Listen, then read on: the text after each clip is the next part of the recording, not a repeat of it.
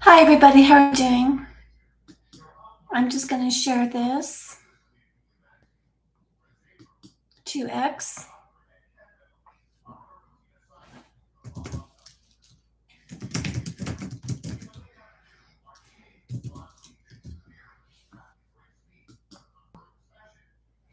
Great.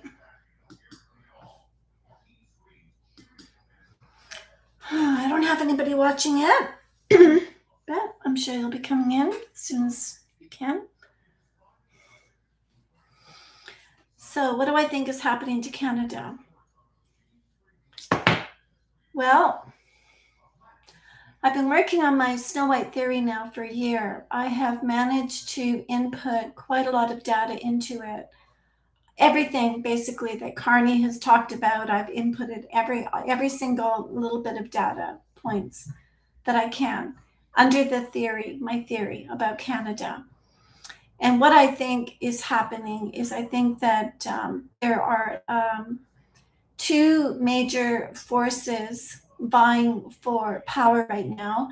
The American political capital of economy, which we know that Promethean Action explains very well, how they are focusing on economic development for the United States, and it's an expansionary policy, including Canada and Greenland.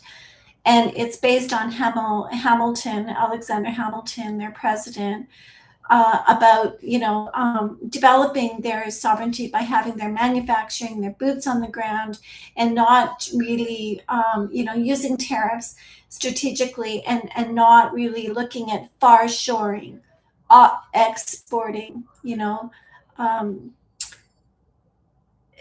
So, and Howard Lutnick talked about that at the recent summit that they were at, that they're not interested in doing that anymore. They're going to be just managing what they for the benefit of them, and it includes Canada and it includes Greenland. Versus the Wicked Stepmother, which is about free trade and globalism and ESG, insurance, rules-based order, and having their, being totally controlling everybody through insurance, but through their whole financial system is based on a rehypothecation of collateral security to infinity. So they can't settle transactions.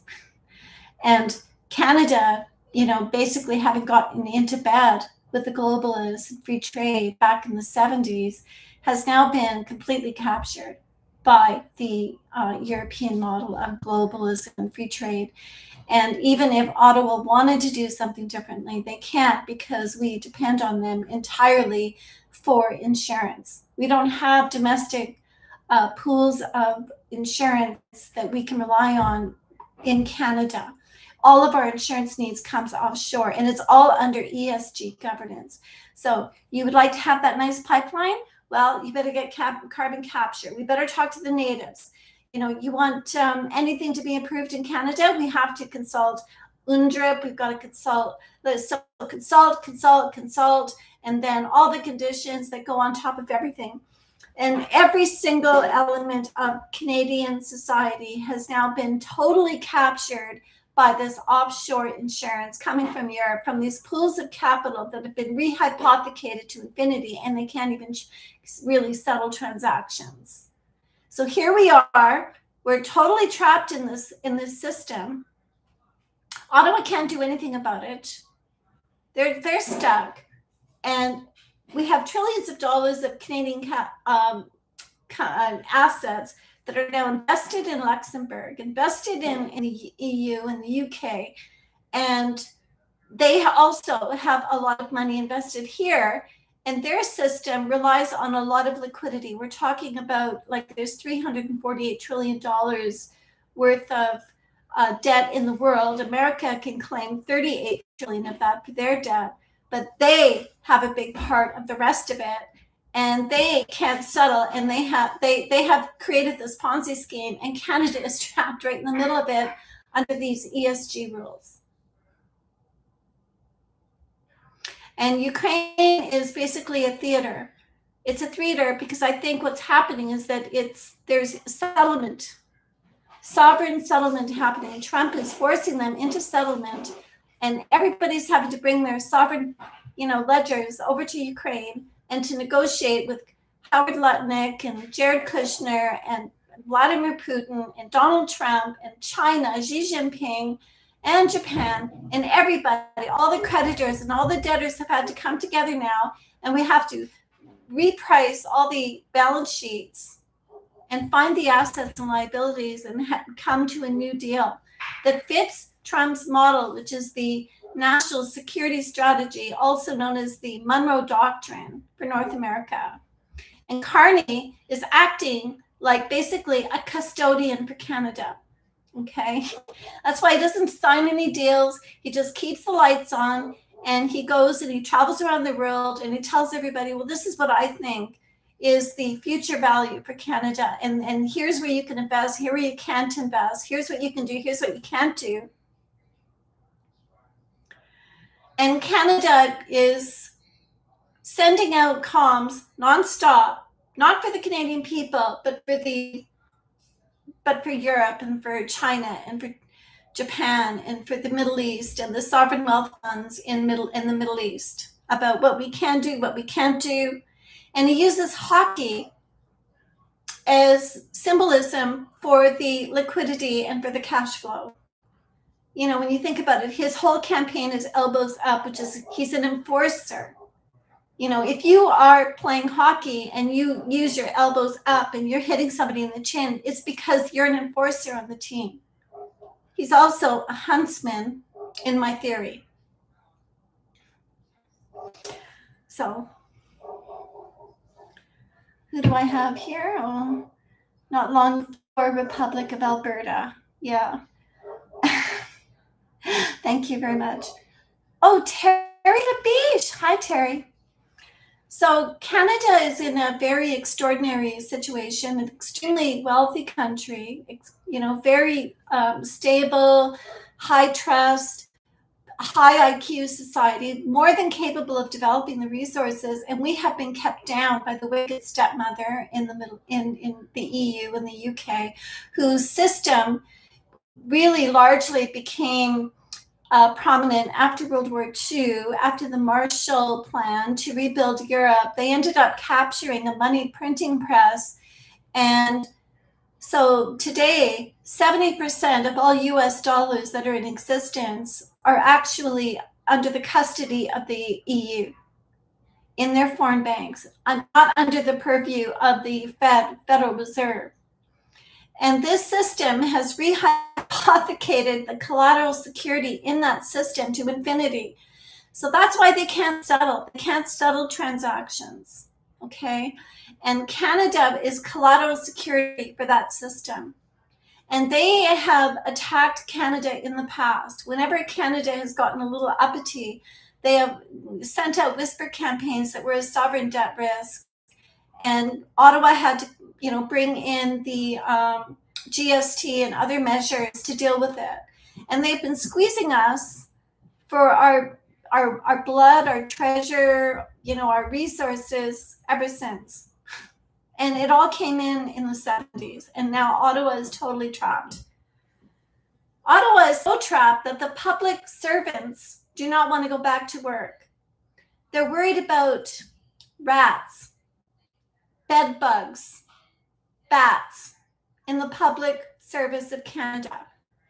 So you're telling me that I have to believe that my government can't maintain the buildings where the public servants of Canada, the federal public servants of Canada are managing, going to work, running the country, and they're afraid of rats, bed bugs, and bats. And they have even named the rats, according to them.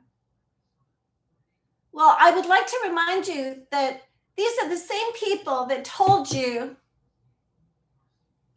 that 24 Sussex Drive was full of dead rats in the walls of the official residence of the Prime Minister of Canada, up to the ceiling rafters full of dead rats.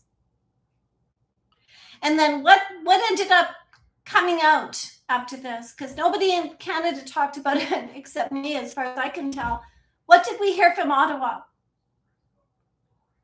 Ottawa created a fake account on X called 24 Sussex Drive. The house started to speak for itself. And what did it say? It said, gee, that's funny. We've been, Ottawa's telling us that they're gutting the 24 Sussex. The house is telling us on X that, gee, that's funny. 3 months ago, we were still cooking the meals for the Prime Minister at 24 Sussex. So Ottawa tells you in very many different ways about their problems. They have a lot of problems. And I'm not even going to go into some of the more shocking things that have happened in Ottawa recently that I've been paying attention to. But I think the public servants are afraid to go back to work.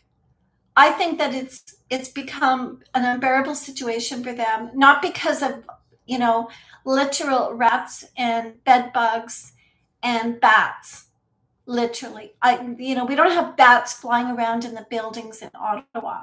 I'm pretty sure that they can manage to hire a maintenance team and cleaners to keep the buildings in decent working order for the public servants of Canada. No, I think I think people that have a high security clearance who might have been privy to the Ukraine file or anything that is sensitive information are afraid to be at work. And who can blame them? Right? So Ottawa's in this situation where they are like one of the most valued assets in the world right now, where everybody wants to make a deal with Ottawa. We have the referendum question being finally, agreed to by the end of March in Alberta. And Alberta probably has over 1 million signatures by now signed up. I would not at all be surprised. They're going to get their question. And I think if you go back and look at my videos where I talk about April showers and the Q drops and Q saying that it starts then.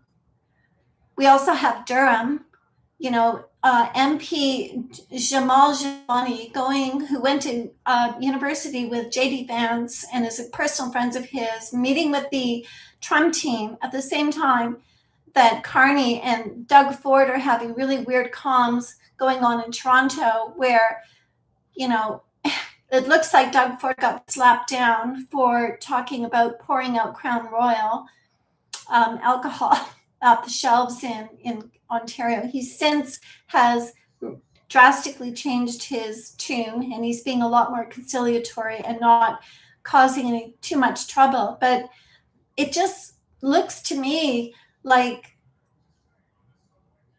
they have already made their deals with Washington. And now they are, it's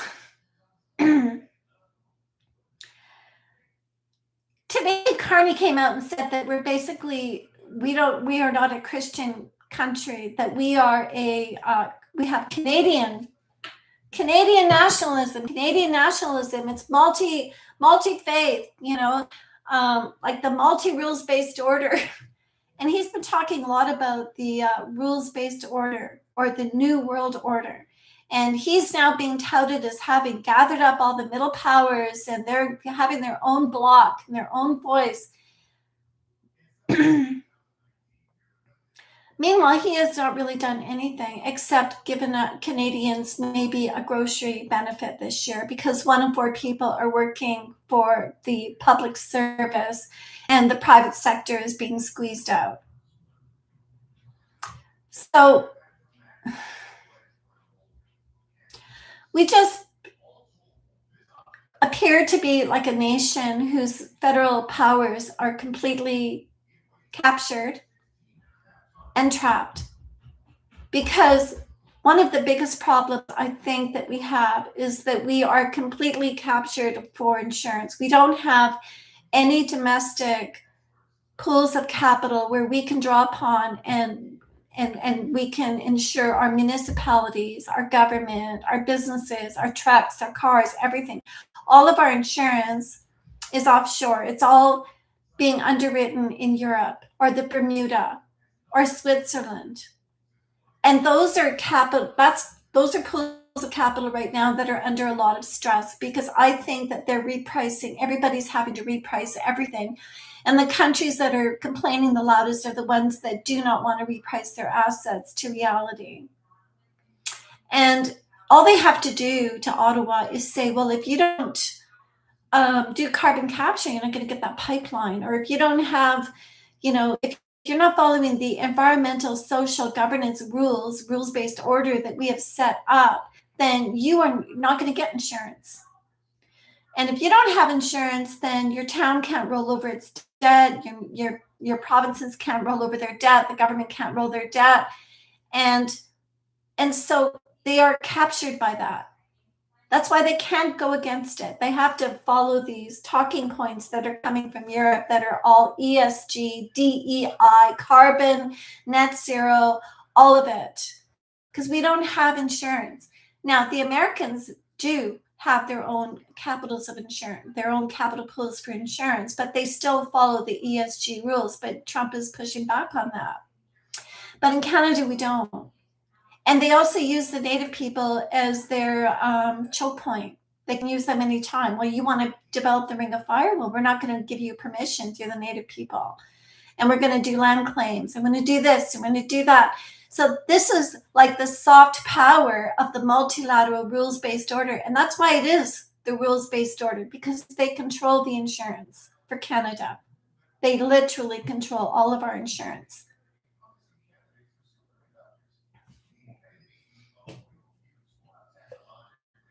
And this is a terrible problem that Ottawa has right there. They're captured, they're weak, and they can't go against it. So I think that Carney is just playing along right now. But when the digital, and by the way, the whole world is captured by this insurance, even including the United States. But they're pushing back on the climate stuff. Like Trump just deregulated all of their CAFE standards for their vehicles. They can just build regular vehicles now. They don't need to have all this anti-carbon tech on it. The carbon of life. Carbon, like the molecule of life. Because it's a very anti-human, rules-based order. They are pure and pure colonialists through and through, and they don't have any resources of their own. So they figured out a clever way to capture everybody through globalism, free trade, and this ESG insurance, which is a major headache for Ottawa. 47% of Canada pension plan, though, is invested in the United States, which is really good news. But we have pension funds that are trapped over in Europe in their rehypothecated to infinity financial system that they cannot settle. Anyway, I'm having a Canadian.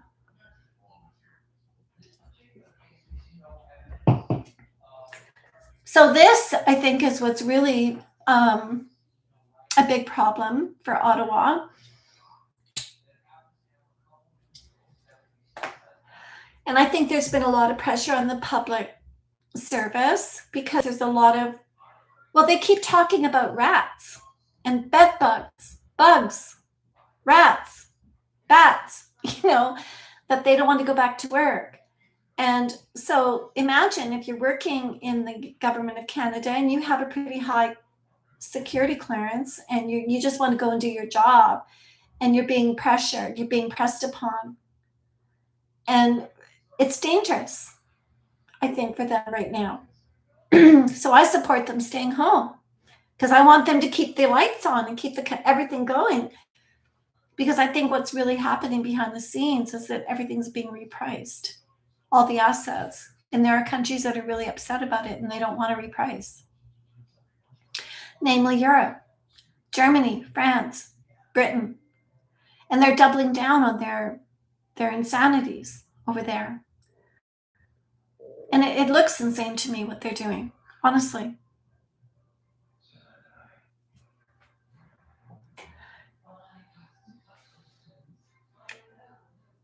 Oh, oh, hi, Kelly. I don't even know how to, oh, there. Okay. I just don't get out here very often, so I don't necessarily see all the prompts like I normally would. And the whole thing that happened with Tumbler Ridge and Tolly. First of all, viewer discretion is advised. These are purely my theories, but on February the 7th, we had the Prime Minister of Luxembourg, who Carney said is a really big investor in Canada. They have a lot of money here invested. And we don't very often have the Prime Minister of Luxembourg visiting Canada. And then on February the 10th, February the 9th,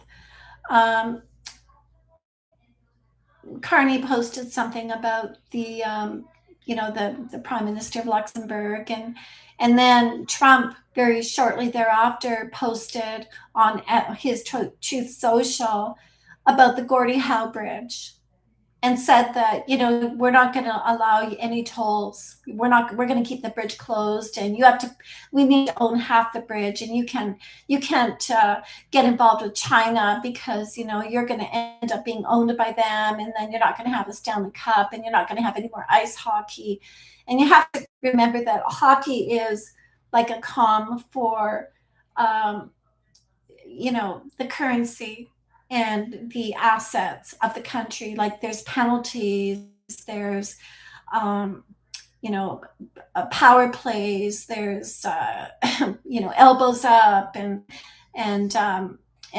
it's frozen. It's a frozen jurisdiction. It's jurisdiction hockey. Hockey's all about the jurisdiction. Like I'm protecting my territory on the ice, and I'm fighting you, and we're battling back and forth, and I have enforcers on the ice, and I can get a penalty. I can go into overtime.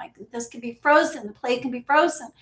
And so that's really what Trump is talking about when he talks about Canadian assets like the bridge, which is owned and paid for by Canadians. And it's almost as if he was sending a message to the Prime Minister of Luxembourg, who is probably looking for more collateral security, that you don't get that bridge. You're not having that bridge. And then what happens immediately after that is we have a murder-suicide at Tumbler Ridge in BC.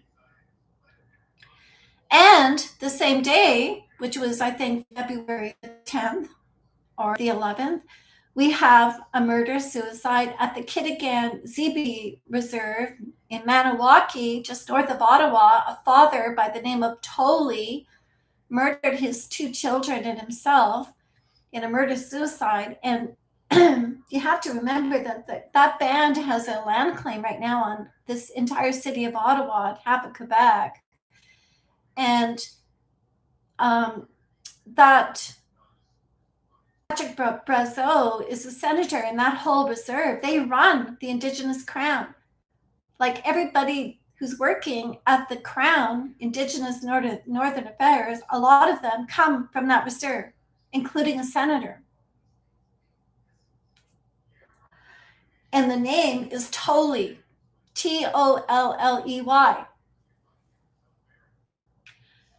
And so I'm not saying that people were not killed, and I don't know what really happened, but the whole situation is very, they got the name wrong. It was Jesse Strang and Tumbler Ridge, and then it changed to Jesse Van Rootseller. The amount of dead, they couldn't confirm it. The promotion of LGBTQ in the comms, and the whole thing just looks really bizarre. And then, but what was really interesting was Carney was meant to go to the Munich security conference, and he didn't go. He didn't go.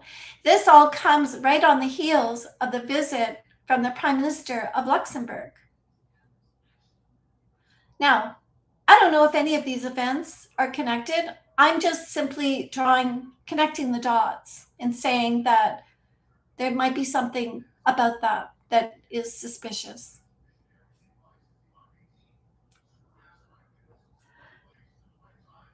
Because, like, the Tumbler Ridge killer, he dropped out of school 4 years before.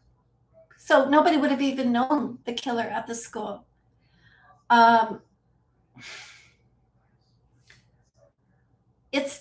There's a lot of high strangeness in the entire story. And there's high strangeness in the story on the reserve. And they both happened on the same day. And it all happened right after Trump posted about the bridge. What Trump did when he made that Truth Social post about the bridge was he basically said that this asset is off limits to anybody else. Nobody else can put a claim on this except America, which fits in with his national security strategy. Do I think that it's possible that the Canadian government could put on a false flag situation? And yes, I think it's entirely possible. Do I think that, anybody was hurt there? Or I think it's very possible, but I don't know. And nobody else knows. And they control the narrative of everything. I think that Carney, my worst fear is that he was afraid to go to the Security Council when, if the asset was wanted and desired, maybe they have bed bugs, in the Prime Minister's, wherever he was talking to the Prime Minister of Luxembourg, maybe Trump found out that they were talking about the bridge and just put the slam dunk on it right away, just smacked it right down. That's it. You're not having that. And they had to do something really fast. Or maybe the whole thing was planned in advance. I don't know. I just think that it's all very suspicious. I'm not saying I have a definitive position on any of it. I'm just saying that my government is in crisis. My public servants do not want to go to work. They're telling me it's because of rats, bed bugs, and bats that they don't want to go to work in Ottawa.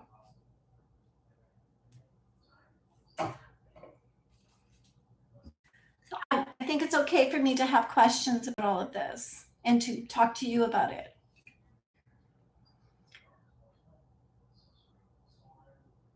And Tom Luongo was on, and Alex Craner were on Sean Newman podcast a couple days ago. And they said that Alberta can probably expect to see a lot of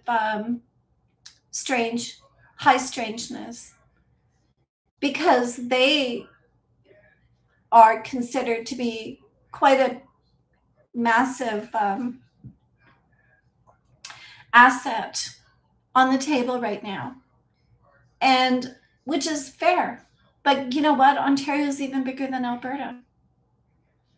Ontario has way more GDP than Alberta. Ontario has a lot of manufacturing. Ontario has a lot of resources. Water, number one, because America doesn't have enough water. And we have 22% of all the fresh water in the world right here in Ontario. So, and if Europe really is going through a forced repricing of their assets and correcting their hundreds and hundreds of trillions of dollars of uncollateralized, debt obligations, that they have to now come to the table and, get real. And they're resisting doing that. And they're trying to use Canada, to lean on Canada. Every single one of the leaders that went to not only the European summit that happened just a couple days before, but then the Munich Security Council summit, they all talked about Canada. Our plans include Canada. Canada, Canada, Canada. They were all doing it.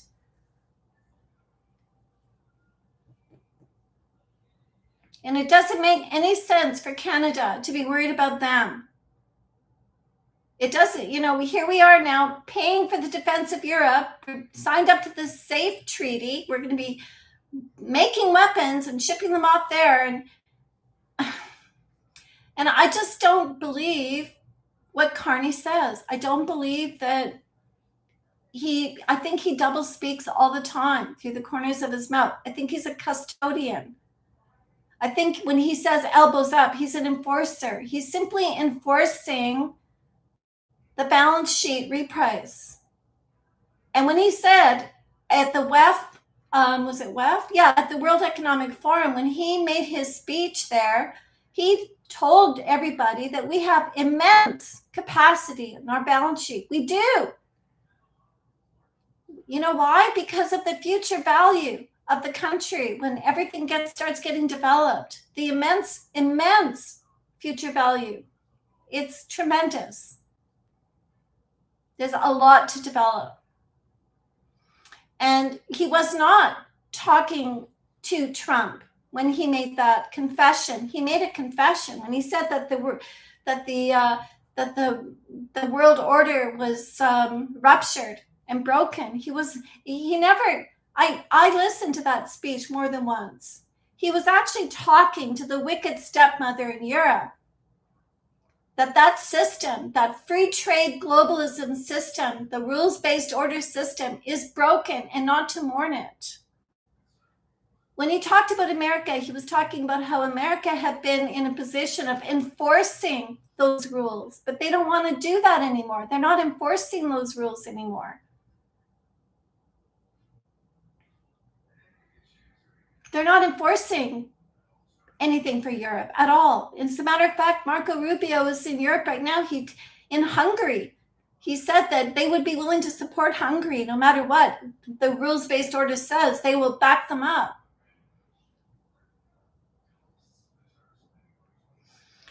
And the Epstein files are a really big deal. It's pretty,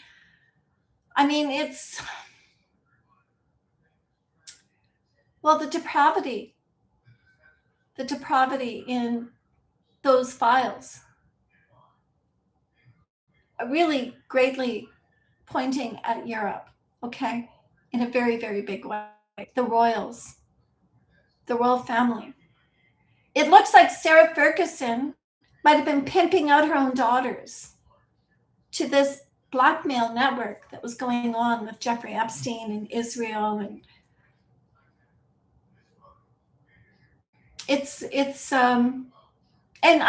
there's another part of me that says, well, I don't see anybody. We see all these victims that are pointing the finger and saying that, they've been abused, but they haven't named anybody in their accusations, which makes them a little bit, apparently for their own safety. I can understand that to a certain point, but we don't actually really have hard. Okay, the DOJ has gone and gathered all this information and they've done their investigation and they're providing us with all this information, and it's extremely bad. And we've been hearing about this extremely bad stuff for a really long time, but we don't actually really, it's a lot to trust. And it's hard to believe that humanity would be capable of being that depraved, that this could happen to children, that this could get to that length of things, that it's like asking somebody to believe that, 40 babies were beheaded during the October 7th attack in Israel. And the whole thing is just shock and awe.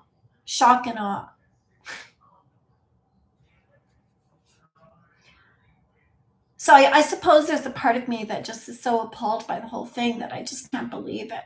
I can't believe it. I always had my doubts about it, to be honest with you. I always thought how easy it is to manipulate people through social media. And, when there's when you look at America and what has happened to America because of free trade and because of the whole carbon climate scam, how they were deindustrialized and taken advantage of, and even their country has paid the biggest price of all. The American taxpayers have paid for it all. If they were to come up with some sort of a way to even the scales, then why wouldn't they take advantage of whatever they could? I can see that, and I can see how Ottawa is completely trapped in the middle of all of that. And they would have, when you think about it, who would be they'd be best off to work with. Obviously, not Europe. Obviously they would be far better off if they were working with America, which I think they have been doing for quite some time, like since at least 9/11.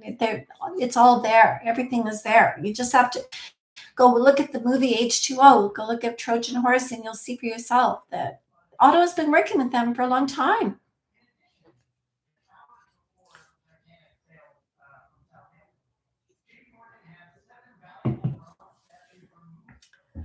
Okay, so hi. Well, I think I'm probably done. I think that this is probably one of the biggest problems that Ottawa has is the ESG problem with the insurance. That's one major problem. I think Carney probably has everything under control, though, when it comes to evaluating balance sheets, because he was the former governor of the Bank of England and the Bank of Canada. He understands the plumbing of the financial system very well. He knows where everything is. He knows how he can negotiate to our advantage, really, in a very good way. Um, However, trying to make sense of him on the face of it is really confusing and distressing, especially like today he comes out and basically says that we're not a Christian country when we absolutely are a Christian country.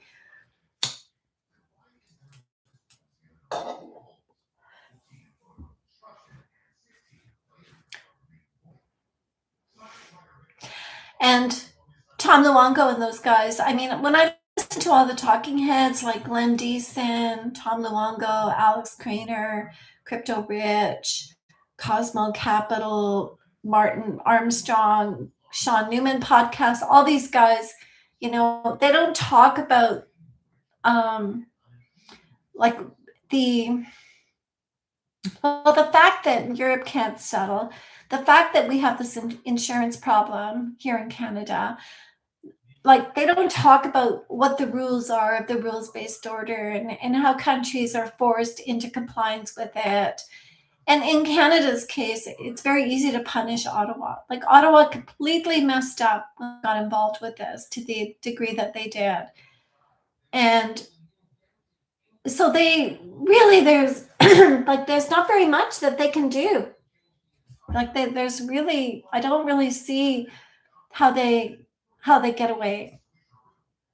And if the Digital Clarity Act, if that is passed in the U.S. by April, which it's meant to be, then the next thing that they do is set up the market structure for the Bitcoin, and now you've got new payment rails for the world. And these payment rails allow for instant settlement. There's no more rehypothecating to infinity. Everybody settles instantly. And it kind of undercuts the entire wicked stepmother system of operations using free trade and globalism and insurance and not being able to settle. And like, you'll be logging into your banking app and there'll be a little toggle and you'll be able to click on it and be able to pay with your Bitcoin, with your cryptocurrencies. And it won't be programmable. It will be it'll be peer to peer. It won't be like CBDC. It'll be different from CBDC. And Europe's going to try and come forward with a CBDC currency, and it will be programmed, and it'll be really, really heavily taxed and controlled and rules based. Whereas the American model is all about political economy and free capitalism and growth and sovereignty, nationalism, everything that they hate in Europe. And that's coming. When I look at the coding of it, the dates that things were announced, and when they want to implement and everything, all the coding is like totally positive for what they want to achieve.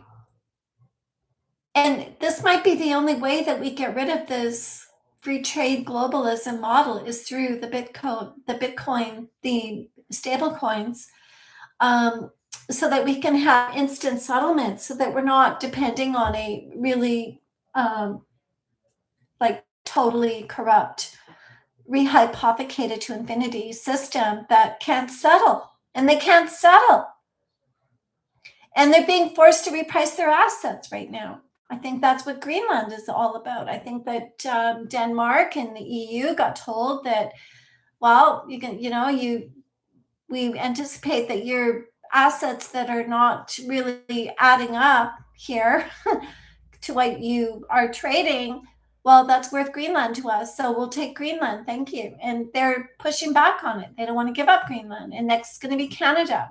It's going to start with Alberta. It's going to be April showers. Like if you go look at the Q drops and just search April showers, you will see that come Lent this year, Alberta sovereignty will be under the umbrella of the United States.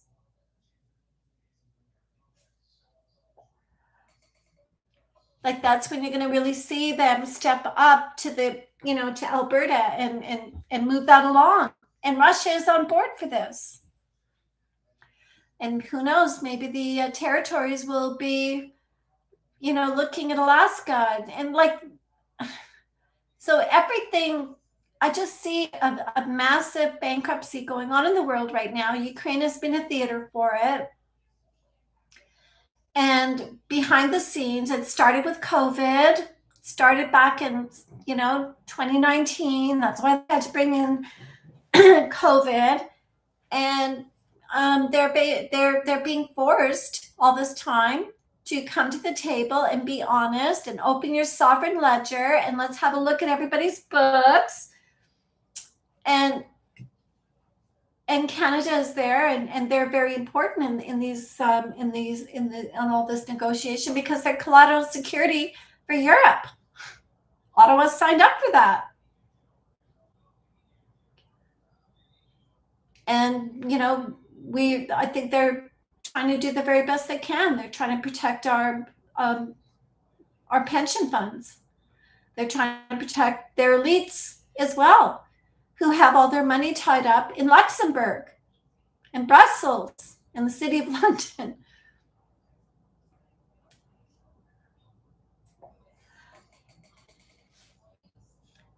I think gold and silver will hit an all-time high in July. I agree. I think that, precious metals and Bitcoin, these are definitely going to be hitting more and more highs, and there'll be stable coins that will be attached to them as well. And this will be a way of deflating the other debt, the fiat debt. And if there's $348 trillion of capital that's kind of trapped or stuck in the wicked stepmother system, rehypothecated to infinity, capital pools in Europe, they're, sovereign wealth funds like in Qatar, like in Dubai or whatever, then they're going to want to go to the new system where they can have a little bit more sovereignty because it's a more sovereign system. You're not trapped with ESG rules. You're not punished. You're not punished by the system that controls the media, that has all this soft power, that can start up whisper campaigns about you or whatever. And they'll want to go to where their money can be more independent, more sovereign. And this will be the way forward. And we're really at the very beginning of it in terms of it becoming the law, although we're also very far down the road and very close to something new, a new payment rails for the world that is based on sovereignty, national pride, nationalism, manufacturing, economic development for North America, for the world.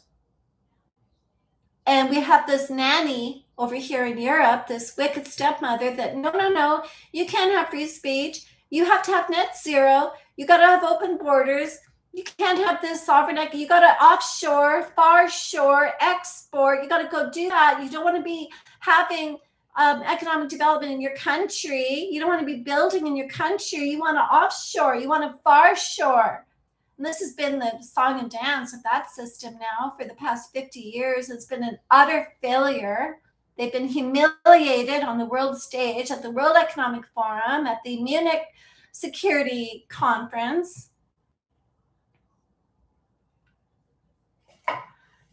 Where countries were forced to dig up their resources and let another country come and scoop them up and take them away offshore. Free trade.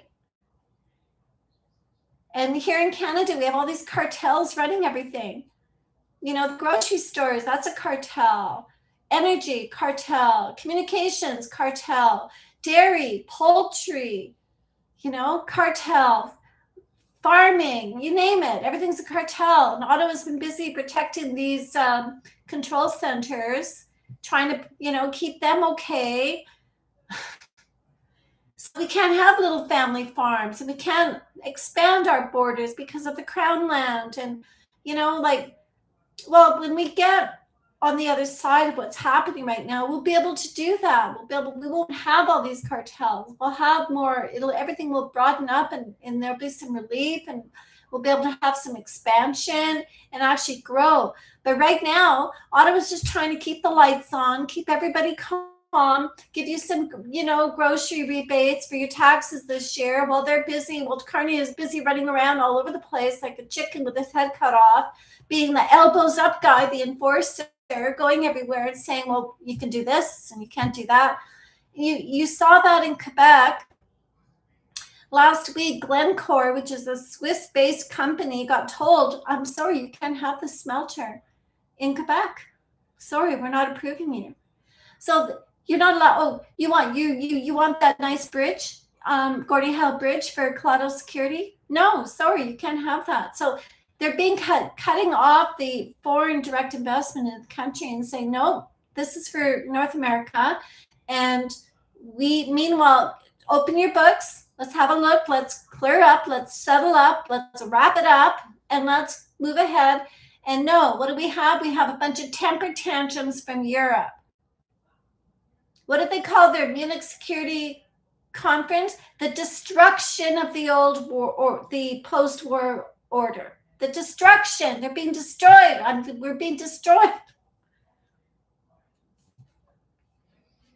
And what are they doing? They're clinging onto their net zero, and they're clinging onto their gay rights, and they're clinging onto all their scams that they've created for the past 50 years that Ottawa stupidly got into bed with. And is now trapped to the point where the public servants of Canada don't even want to go to work because they're afraid of rats, bed bugs, and bats. How do you like that? And I don't blame them for being afraid. I would want to have a security clearance in Canada. No thanks. No thank you. No. I'll take my grocery rebate and I'll just wait and see what happens. Okay. Oh, why ask for a divorce, Alberta, if they're not even married? Yeah, exactly. I mean, the Crown and Right of Canada is a legal fiction. Ottawa has been facilitating Canada to be a pass-through jurisdiction for foreign direct investment and subsidizing big cartels in the country. Ottawa turned the other way when TD Canada Trust money laundered $18 trillion for drug cartels through our banks. So why did they do that? Because they have no choice. That's why they did that. Because they have no choice. Because it's become an unbearable, untenable situation in Ottawa, to the point where our public servants don't even feel safe to go to work. And they have to tell us a story. Oh, I'm we have so many rats walking around the hallways that we've given them names. You want me to believe that you have $11 billion for gender advisory roles in Ukraine, but you can't afford to hire maintenance and cleaning staff for the buildings where the public servants are going to work in Ottawa. And you want me to believe that the Indigenous Crown Corporation that has dished out hundreds and hundreds of billions of dollars to all these bands in Canada, who you are now with your feedback loop with the courts giving them jurisdiction over the land, you want me to believe that they took all that money and a reserve with like maybe 2,000 people tops has, I don't know, hundreds of billions of dollars, and the people are living in shacks on the land. And you want me to believe that? This is unbelievable. This is unbelievable. But I'll tell you what, here's where I can give you a little bit of slack. Okay, I can understand that you got trapped and you got stuck and it was dangerous, and you tried to do the very best that you could to protect our pension funds. Okay, like I can see how you have done the very best that you can under the circumstances that you've been forced to deal with Ottawa. Even all our premiers, every single one of you, I can understand that you have been put into an absolutely terrifying situation, and you've tried to do your very best for the Canadian people. I will give you credit for that.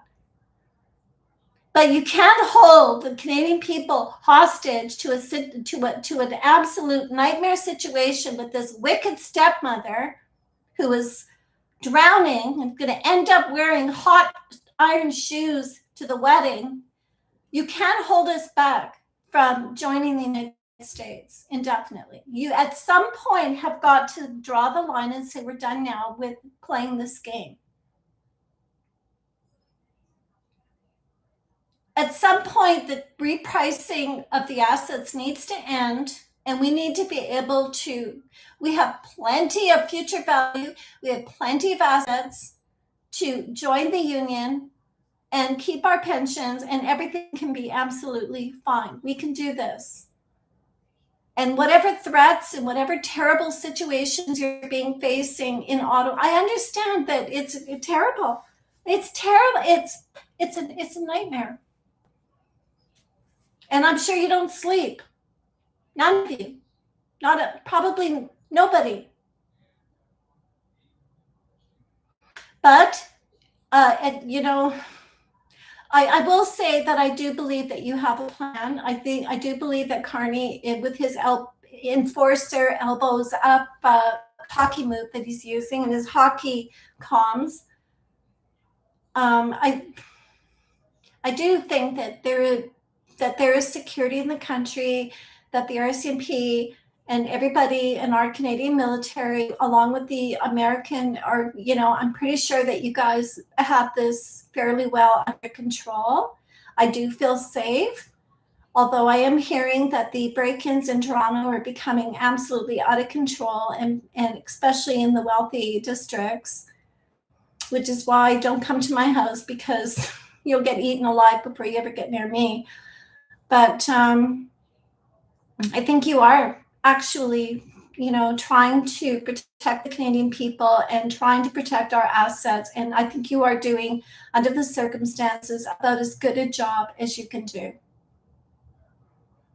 But you know what, you could do a little better job. You could do a little better job of letting the Canadian people know what's really going on. You have more than enough controlled opposition on X, on YouTube. I see them, the talking heads. They're going on and on. What you did today, what you did yesterday, but none of them are actually telling the Canadian people what your real problem is that you're dealing with an absolutely fucking miserable stepmother that just is jealous of you and out to get you, and out threatening you every single day that anybody goes to work in Ottawa. I get it. And I believe it 100%. And the worst part is you can't even tell the Canadian people. And if you're afraid, scared to death to tell the Canadian people. But it's not hard if you're really willing to have a look and see what's going on. It's not hard to see. And I understand the Americans have their own nightmares and their own problems, and they're working through them. And they're doing a really good job, actually, a really good job. And Trump's doing an amazing job. But I don't like to see Americans hating on Canadians, because you have no idea what it's like for us. We don't have free speech. We are censored everywhere. We can't even post the news on Facebook.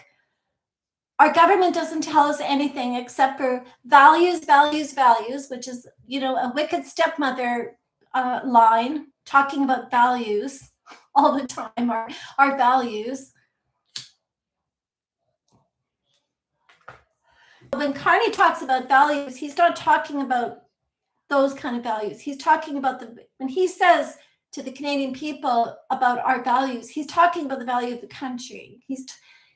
Every time Carney is talking to the Canadian people, he's speaking about it from a balance sheet perspective, not from some airy-fairy idea about everybody should be loved and have love and blah, blah, blah, blah, blah.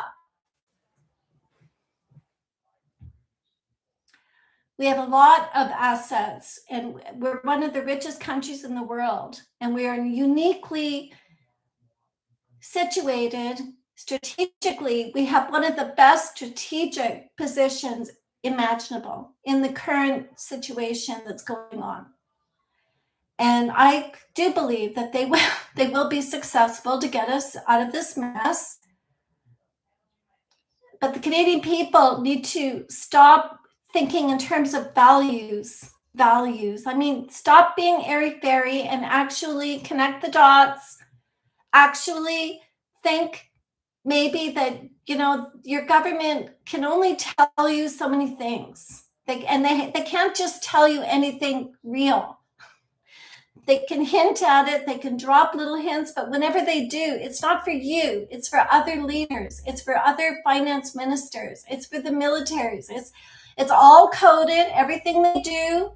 It's all coded all the time, every time stamp. Nothing is left to random chance. When Carney showed up in Toronto to smack down Doug Ford, they took a photo in Doug Ford's, I don't know where it was, some looked like a little cabin, and they both had these boxing gloves on, and the Canadian flag was upside down, and they were touching gloves, and in the background was a picture, and it said in the picture, he kept his mouth shut.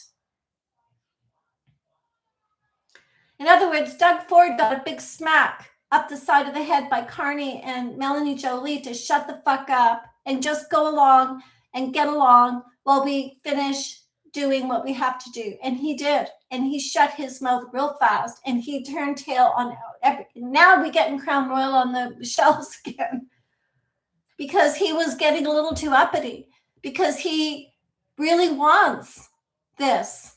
He wants this to move forward. He's got people bugging him all the time. When are we doing that? When are we, and he's got to do this song and dance and wait and bite his fingernails, waiting for Ottawa to finish the job.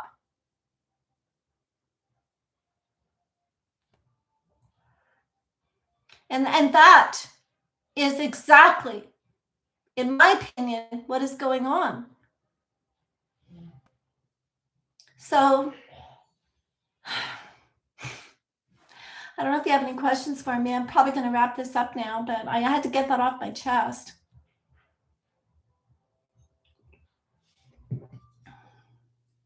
Everything that Mark Carney has done from the day that he won the election, and he stood there with his DWW sweater on, and he was doing elbows up and dancing and making the W sign and everything else, was a message to Germany.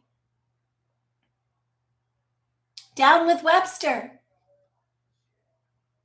Well, they have the same value in Gematria, Webster and Deutschland. I mean, Oh, Woe Is Me was the song that he was making such a big fuss about, the song, Oh, Woe Is Me.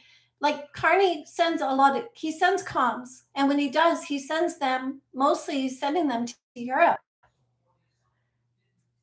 And why do you think he could just say, when someone asks him about Trump, he can just say, oh, well, I'm kind of busy. I'll talk to him, then I can talk to him. Because Carney is the gentleman. When Trump was at his rally in Waco and he talked about Canada, he said, oh, yeah, they want to redo the deal. They want to redo the deal, USMCA. And I'm talking to the gentleman in charge of Canada, the gentleman in charge of Canada, he's a great guy. He's a great guy. He always calls Carney the gentleman. Well, when he said that, when he was at the rally in Waco, Texas, Justin Trudeau was the Prime Minister of Canada.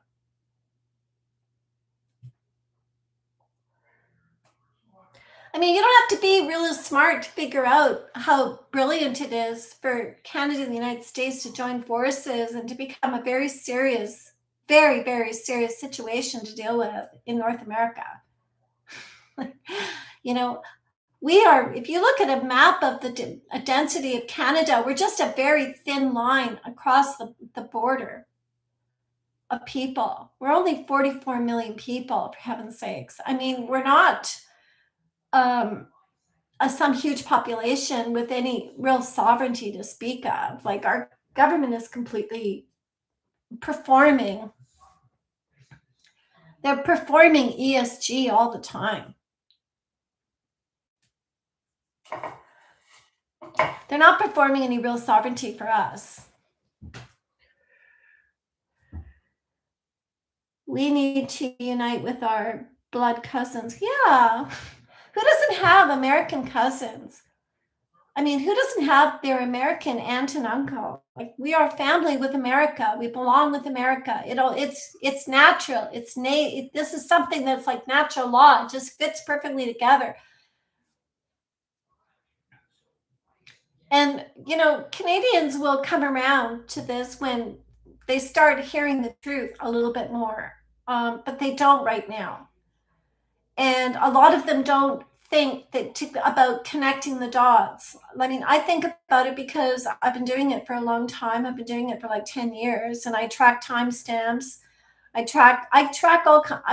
set up my whole Snow White project to track everything. I mean, that's how I figured out about the ESG insurance, and how, if the ESG insurance freezes up, every municipality in Canada shuts down. It seizes everything. If you don't have insurance, you're screwed. Everything relies on insurance. Everything is conditional upon insurance. You can't roll your debt if you're a municipality without insurance. All of the insurance is offshore in Europe. It's all ESG governed insurance. They can't do anything unless they follow the rules. That's why it's called the rules-based order. And it's based on a pool of capital that is extremely vulnerable right now. And at some point, Ottawa is going to have to say, well, they're going to start talking about insurance. Like, we need to have a domestic insurance, or we need to join the American. How the hell they're going to figure this one out? Because everything is so interbank related. So how they either they have a plan that I haven't thought of to figure out that is a weakness, right? But the new payment rails with the Digital Clarity Act and then the market structure bill that will follow it, setting up these new payment rails is such a brilliant, it's so brilliant. And as far as I'm concerned, Bitcoin right now is cheap. It's on sale. Like, I'm going to buy some more, because this is the future going forward. To have instant settlement, not this cloudy settlement, this cloudy leveraged up asset that can't really go back to the collateral security because it's been used as leverage 500 times. This is, the advantage that they have, which they have got to have a million ways to Sunday to deal with it that I can't think of, but I can see the problem, right? Oh, so anyways, I'm going to let you guys go now. I'm going to finish my beer and go to bed because I don't stay up much past 8 o'clock these days. So bye, everybody. Love y'all. I'll try to come back to you sooner than later.